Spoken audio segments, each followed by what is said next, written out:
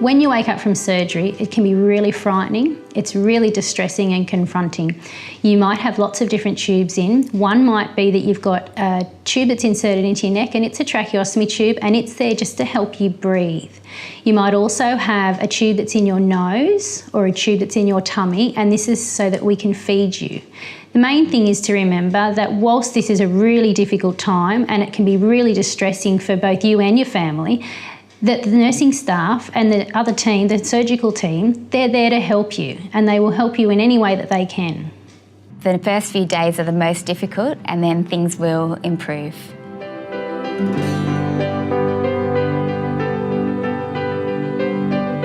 When I woke up from the surgery, I can remember just waking up to bright lights like this, and I had a tracheostomy here, so I tried to breathe through my nose. I can remember that being my first.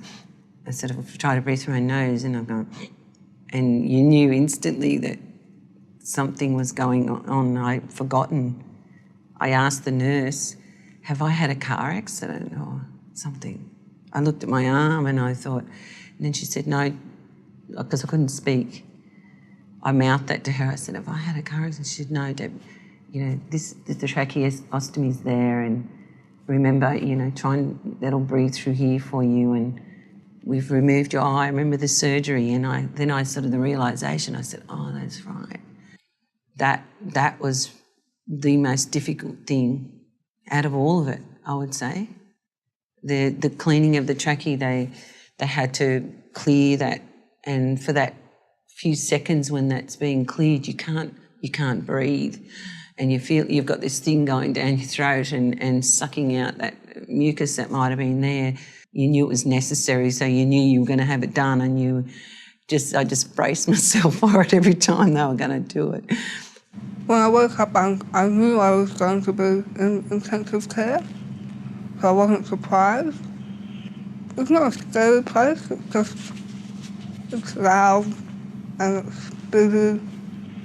Every time I tried to go to sleep when I was in intensive care, I would feel like I couldn't breathe. And so alarms and things were going off because I would get anxious and my heart rate would race. I really felt like I couldn't breathe. It must have been about 9 o'clock or something in the morning. And they had the tube down my throat for oxygen, and it hurt more than anything. Well, I wanted to just try to get that out. Then they didn't take that out to about 12 o'clock. And I was still a bit groggy. And they took me back up to the ward then, probably about 2:30, 3 o'clock or something like that. I've woken up and my mum was there, thank God, but the terrible thing that happened, they asked Mum to leave, and I had a panic attack, and you know, my heart was racing and I couldn't breathe, and it was a pure panic attack, which I've never had in my life, because my mum left the room, and I said, oh, Mum, don't go, you know, don't leave the room. But my mum had to go. And I thought I had a panic attack. All the doctors rushed in and they thought I was having a heart attack, and I know from that I can endure anything in my life. I endured that first hour in that ward, and I know nothing will ever be that hard again. You know, I made it through it, and the young nurse, I always remember her looking at me and saying, Deb, look at me. She said, the last 10 minutes, the next 10 minutes will be better. Okay, take it in that small increment.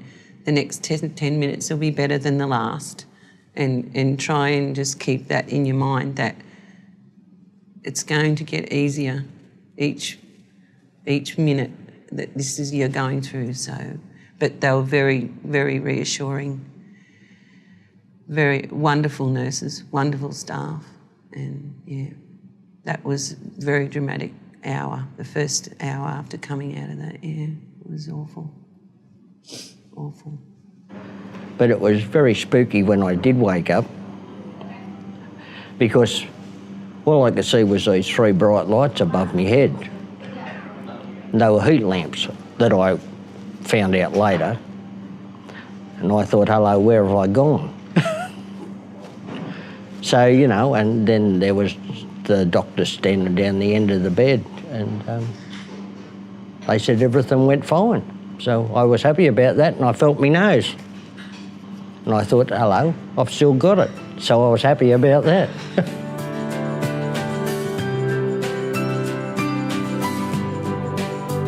After head and neck surgery, when you wake up, you may experience some frustration with communication because you may be unable to communicate with the nursing staff or with your family and friends, and therefore it's going to be important that we give you a method to communicate to reduce your frustration. That may be a way of communication board, which could be pictures, which could be words. It could be in the way of pen and paper, a whiteboard and marker, or it may be a more high-tech option, something like an iPad with specific communication devices on there that you can use. Things like the tracheostomy, which is most common in head and neck, you know, when they're having surgery. I think that was probably the hardest thing. I remember Mum being in just after I could see her, and she had that tracheostomy, and it was the hardest thing ever, because you don't realise how vital communication is until you lose it. Not being able to speak, and just her having, you know, so many things. You know, she had the graft on her leg, graft on her arm, her eye, and, you know, so many people looking after different things. And then the tracheostomy, not being able to talk to her and just say, are you okay? You know, and she was just distraught. You know, she probably doesn't remember that, but she was so upset, and, you know, it was just, it's really hard. So that's one thing I think for people, just to know that you aren't going to be able to speak, and you're not going to be able to be like you are normally. That's probably the biggest thing that you can tell people, because that was the hardest thing for Mum, to not be able to communicate with us. Before the surgery, I didn't think I would be able to talk, or it was unknown whether I would be able to talk afterwards. And I didn't speak for the first 4 weeks. And in the beginning, I was writing on paper or whiteboard, but it was more difficult. I was going through so much paper, firstly, and my writing, because I was lying down and I had a sore arm and grips and things, it was quite hard to write what I wanted to clearly, so people still couldn't really understand my writing. And I was using an iPad after that, which was much easier. I think it's important before you go in for a surgery to think of a number of different ways we would be comfortable to communicate, because I thought in the beginning I was fine to write, but it was hard to write in the beginning, and I had to find other ways. So I think you need to think about it before you go in for surgery, about how you will be comfortable to communicate. Even take some pictures with you. I mean, you don't really have to rely on people to do it for you. You can take control of it yourself. Writing became the only way that I could communicate, and it's a lot longer to put things in words. And I mean, asking for things became one-word things. I mean, people would react differently. They'd come to visit, and sometimes because I wasn't speaking to them, they wouldn't know what to say. And I was happy for them. They could have a conversation and I'd just enjoy listening to the conversation.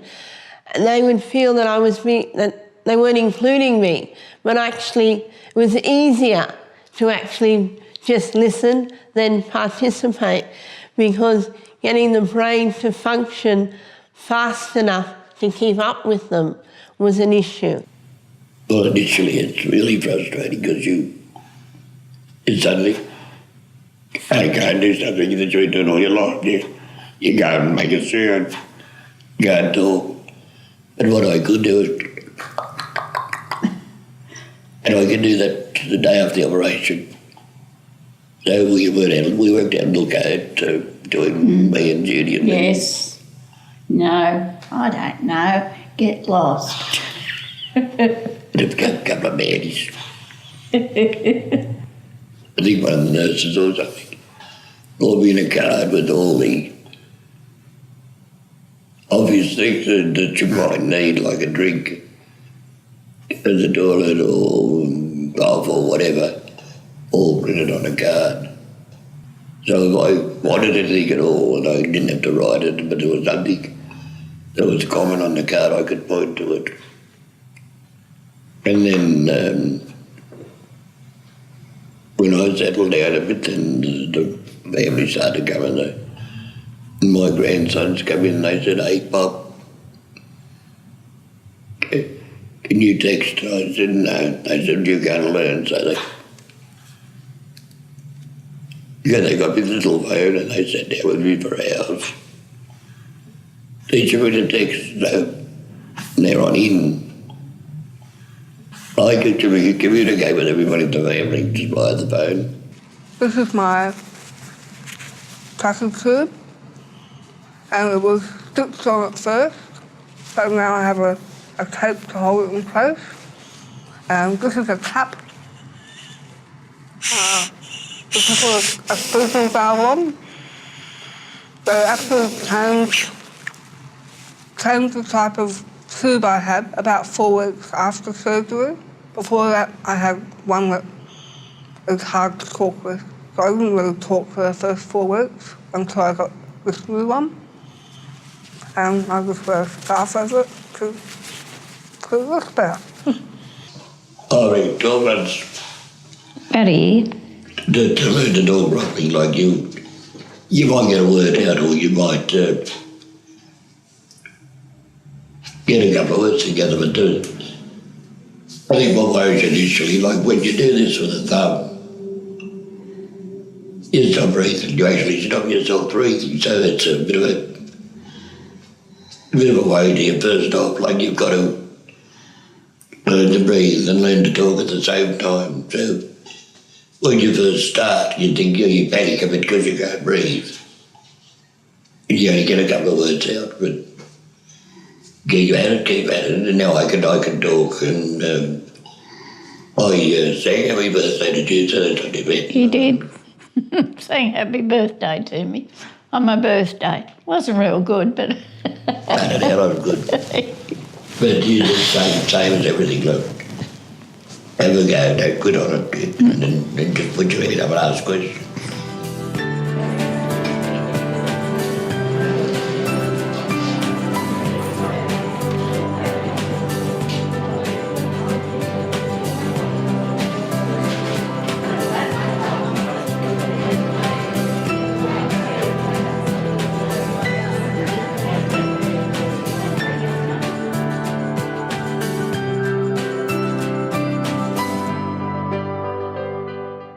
After the surgery, it was quite bizarre. I didn't really have any.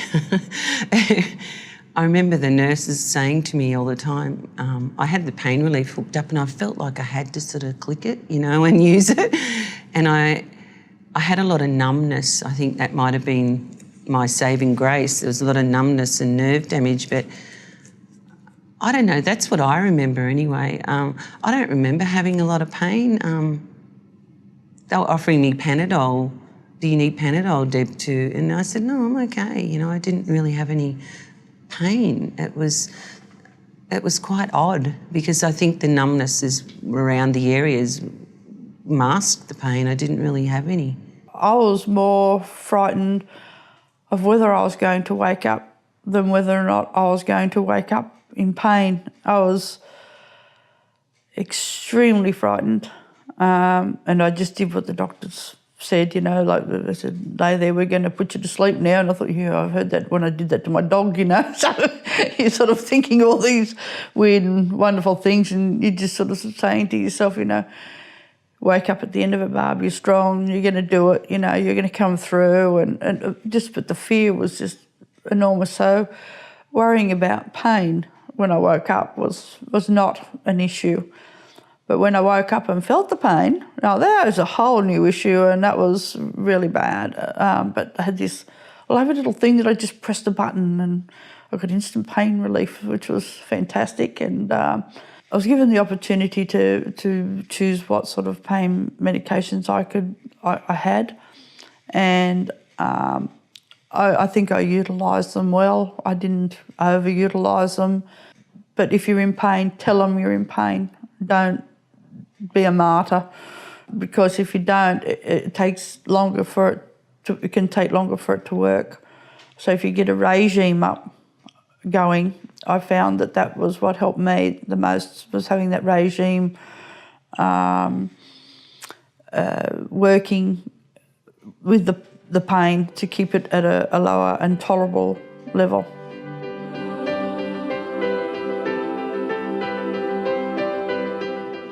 Being stuck in bed wasn't an option. As soon as the surgery was over and I'd recovered to a degree, they got me up to standing up and out of bed, and I just did what they asked me to. And because I wanted to get better, I wanted to get out of there as quickly as I could, so I did everything that it was asked of me, whether it was difficult or whether it was not difficult. I knew that they needed things done for me, so that's what I did. But laying in bed wasn't an option, no, I didn't lay in bed much. I was up and moving around. The hospital staff were really pushing movement, making myself do the tiniest little bit, even if it was walking to the reception desk and back again. Even the little walks, any movement and activity made it a much more speedier recovery, better for my whole well-being.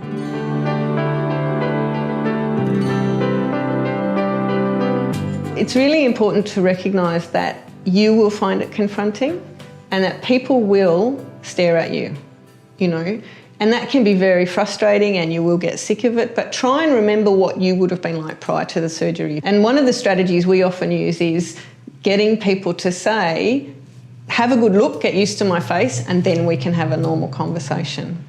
One of the other things that's important to remember is your family and the people that care for you will get used to it before you do, because they're seeing it all the time, whereas you're not. So it's important to remember that although you feel very conscious of it, they get used to it a lot quicker. They're seeing it all the time. You're thinking to yourself, you don't know what to expect, what you're going to look like when they take the dressings and that off, and how you were going to react yourself to seeing yourself like that. I think it was very important that I was in there with you. Yeah. There was a bit of a point there where one of the nurses had said that it probably wouldn't be a good idea if I was, but having been through it again, I wouldn't have missed it for the world, because Ronald said to me, Annette, I want you to come and stand and have a look. And as much as I was shocked, it was a good thing to be there with you, wasn't it? Yeah. Because there was when we were in there, in that 48 hours, there was a psychologist come in and seen me and spoke to me and everything, and he was the one that suggested that it'd be good for Annette to be in there as well with all the nursing staff and everything for when they took it off, instead of just waiting till I got home and then doing it and no one around, because then I was worried how Annette was going to react. And I think Annette was worried about how I was going to react. You know, it's just... And it was a shock. It was a real shock, but... we had to deal with it. The time was right to go and have a look at what had happened. But I remember Rani, one of the nurses, came in with me, and I looked in the mirror and I can't really remember what I said. I think I just said, oh, it's not that bad or something. Is that what I said, Ronnie? Or? Quite the opposite, actually. Did I? Yeah. What did I say? I can't remember. You were horrified. I was so horrified. Yeah. I can remember saying, you've been making me walk around and get a coffee looking like this. Yeah, And, no, she was very, very kind of terrified of what she'd saw. But I guess you have all these, you know, preempt ideas of what you think it's going to look like, but I guess when it's on you, you know, it's a little bit more shocking. So I didn't even see my stitches or anything until about, I think it was about 3 or 4 days afterwards. I was even like getting up and going to the ladies' room, but there's a mirror in there, but I never noticed it for the first couple of days because I was still so drugged out, I suppose, or out of it, you know, that I couldn't, I didn't even think about it. And then I sort of happened to look one day in the mirror and I nearly had a heart attack. You know, I just had these staples and stitches everywhere and I looked like something out of a Frankenstein movie. And especially the trachea sticking out of my neck, you know, and that really frightened me sort of, you know, when I first saw my face, I suppose, yeah. I'm not worried about the scarring. You know, I consider it a survival scar. One of my fears in regards to the whole operation was it was going to impact greatly on my face as that was going to be sliced open. And the biggest fear was how much my face was going to be impacted. And on first waking up with the scarring and the stitches, it was quite horrific. But as the time goes on, everyone notes how well the scarring has done on my face. And it's quite hard to actually see the actual stitches unless you really point it out. At the time after the operation, because it's still new, looks quite horrendous, but the actual recovery of it is quite amazing. And I was quite amazed at how little damage to my face has actually been done. One of the nurses that was there at the time said, look, Deb, you've got a lot of swelling. They were reassuring about there's a lot of swelling, there's staples all over your neck and your face and your arm. You're not going to look like this in 6 weeks' time, okay? So having that reassurance that this is as bad as it's going to get and you will recover and the swelling will go down and the stitches will be removed and, you know. So the reassurance you do get does help, but I think as a human you're going to go through it and you're going to feel how you do at that given time. You have to get there the 6 months down the track. You can't see that, but you will get there, and when you get there, it's okay, you know.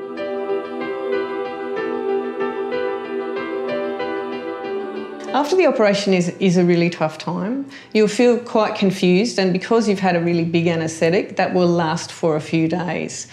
On day 3 or 4, a lot of patients experience sort of the onset of the grief, in a sense of they're beginning to recognise what's happened, that I look different, that I feel different, that I can't talk, and that begins to get frustrating at that point. So often people either feel extremely anxious about the future and how they're going to cope, they feel regret about having the operation, they feel like this is not what they thought it was going to be.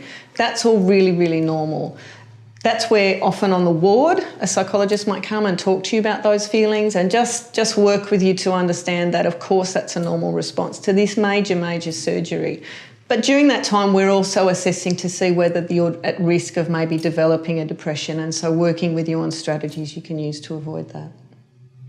The psychologist come in and see me in that first 48 hours and he spoke to me and everything, and like opening the door for further on down the track if I needed to really go and see the psychologist. But it was more just having a conversation at the first part of it. And not only for Ronald, for me as well. They said that if I have problems and need to go and see somebody.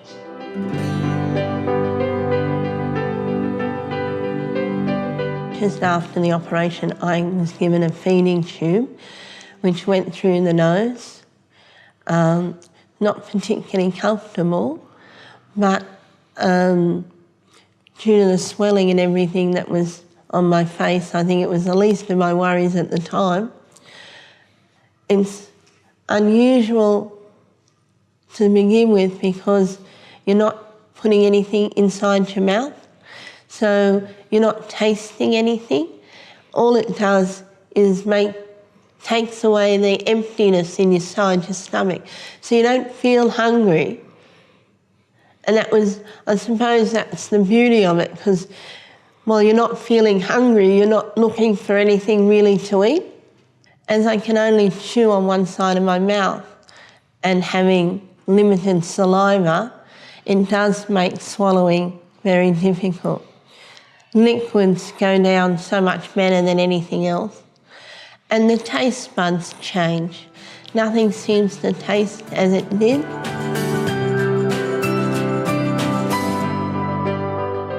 Rani and Daniel and Mum were intrinsic to me having the recovery I did because they were just fabulous. I mean, we're a very close-knit family. You find your family reaching into parts of themselves to help you that you don't realise are there. And I couldn't have done it without Rani particularly. She was there every day getting me up and... Well, don't say that, no. You get upset. Yeah, and just saying, come on, Mum. I think that it's, you never can kind of prepare yourself for what you're going to see. I mean, I went in and saw Mum and I'd never seen her like that before, and she wasn't able to speak and she couldn't breathe properly and she was just distraught, you know, and because she still had a lot of the effects of the anaesthesia, so she was a little bit out of it. And it was, really, really, really hard to see someone that you love like that. So, it's never something that you can prepare yourself for. But I stayed with Mum every day that she was in there, and pretty much all day, every day, even though the nurses didn't really like that. But I just said, well, if you don't have the time to be with her, well, I will be here with her. Even little things like, reading something to her or taking her for a shower or getting her up, getting her some more drinks or whatever she likes, packet of chips or something like that it's pretty vital. So, it's just having someone there. It was hard. I know it probably means less to them, but just to tell them that you love them and that you're there for them, and for Bree that her mum and dad would do the very best for her 5 children that we could. We had to reassure her that what we wanted for her was to look after herself. She's never put herself first. She's always put her family first, and now she had to actually look after Bree. Head and neck cancer is a very challenging area, and it's great to see people surviving huge surgery and getting back to living with their families and living their life the way they want to. It can be very rewarding to see somebody go through their whole journey, come through the other end with flying colours.